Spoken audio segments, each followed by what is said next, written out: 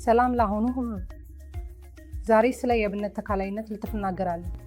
በመጨረሻ ደረጃ የእብነት አልክሶች የተከሰቱት በመጨረሻ ደረጃ ካውፕድ ወይም በመጨረሻ ደረጃ የተዘረጋ የእብነት በሽታ ወይም የእብነት ጫና ወይም ሌሎች መርዝ እንደ ፓራኳት መርዝ ወደ መጨረሻ ደረጃ የእብነት በሽታ ይደርሳሉ። ይህ የበሽታ ቡድን በሕክምና የአስተዳደር ላይ ማሻሻል ካልቻሉ እብኑ ወደ መጨረሻ ደረጃ ከደረሰ በኋላ ከተገቢው ግምገማ በኋላ ይህ የበሽታ ቡድን የእብነት ተካላይነት ያስፈልጋቸዋል። ስለዚህ በአጠቃላይ ተካላይነቱ ከተደረገ በኋላ ታካሚው ሕይወቱ ሁሉ የኢሙኒቲ አስተካካይ መድኃኒት መውሰድ ይኖርበታል። ስለዚህ ሁልጊዜ የበኩል አደጋ አለ፣ ምክንያቱም እብኑ ለአካባቢ ቀጥታ የተጋለጠ ብቻ የሆነ አካል ነው። ስለዚህ በተካላይነት በኋላ የበኩል አደጋ ላይ በጣም ሊጠንቀቁ ይገባቸዋል። እንዲሁም በእብነት ተካላይነት ውስጥ የመተው አደጋ በጣም ከፍተኛ ነው። ስለዚህ በጣም እንደገና መጠንቀቅ ያስፈልጋል።